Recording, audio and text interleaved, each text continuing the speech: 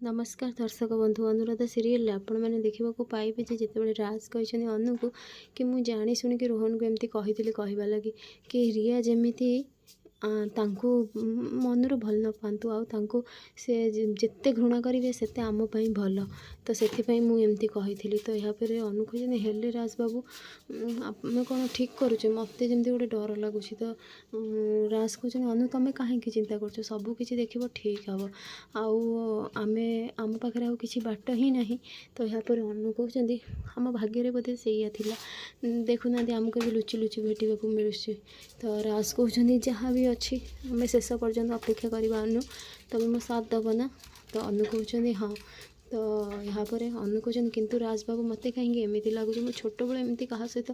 केवे भी एमती लुचिकी मुझे करनी तो एवं कला बेलू मत जमी लगुच क्या गोटे ठकुची तो मत बहुत डर लगुच राज बाबू सत्य जदि रिया जानवे तो राज कहते से प्रति तुम्हें किसी भी चिंता करनी रिया किसी भी सन्देह मन को आसबनी सी किसी भी जापर तो मु अच्छी ना तुम सहित तुमको कौन एमती लगुच अनु कि अनु कहते हाँ कही ठीक अच्छे तो यहाँ पर राज भी खुशी अच्छा तो अनुराज एमती कथा चलते कहते एपटे कौन है मोना आनिशा अच्छी जमी तो मोना कहते जिते चेष्टा कले भी रिया को अटकई पारिनी से ऑफिस को पलि आसिले एबे कौन हम दीदी तो यहाँ पर आनिशा फोन लगे अनु को कहते फोन तो स्विच ऑफ आसूची एबे कौन करवा तो यहाँ पर सी कहते मु दिव्या को फोन करुँची तो दिव्या को जमी फोन कर दिव्या कहते हाँ आनिशा भाउज ना कौन है ना ये सबकि ठीक अच्छे आउ अनु राज दीज बाहर को जाइए बुलवा लगी ना सब बहुत बड़ अनर्थ हो जाए ना कौन है आनिशा भाउज तो आनिशा कहते दिव्या मो कथा तुम शुण आउ रिया जाइछंदी राज को ऑफिस को राज को देखा करने ना कौन ना हाँ तुम गोटे किसी कर तो सी कहते ठीक अच्छे आनिशा भाई मुझे करुँची दिव्या कहते मुझे अभि के विषय जल्दी कहीदेवी एपटे अभि रोहन सहित कथा होती कहते जहाँ रोहन आम कथार तुम राजी हो गले आमको बहुत मत भल लगे आज टी मन खोलिकी राज अनु कथा थे तो यहाँ पर रोहन कहते मुझे केमी राजी हो न था जे अभि बाबू जो मुझे शुणिली राज बाबू ठार एसबू कथा तो मत हेल्प करने इच्छा है कारण से मन खोलिकी कथा हे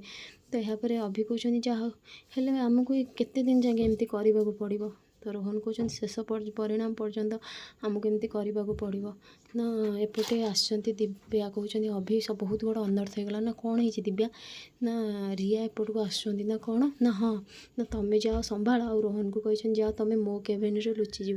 तो एपटे जमी रिया आसुँच टिफिन नहीं कि तो दिव्या आगे आसुँच दिव्या कहते आपण एठी तो यहाँ पर रिया कहते हाँ आउ मु बहुत दिन पर आसली ना मु ऑफिस को भी आसी नथी मु भाविली ऑफिस भी देखीदेवी आउ राज को भी टिफिनटा देदेवी ना अच्छा दिव्या पचार बहुत भल है तो रिया कहते आउ कौन राजकर केबिनटा जो से अच्छी ना कि आहरी सबकि चेंजेस हो जाइए तो दिव्या कहते मो सहित अच्छा आसतु कहीकि लेकिन जापर सी जमी राज को केबिन को जाइए से अनु को फोटो अच्छी दिव्या बाहर से फोटोटा को लुचई दी तो रिया कौन कर दिव्या जमी से फोटो को लुचई दी रिया कहते अरे ये कौन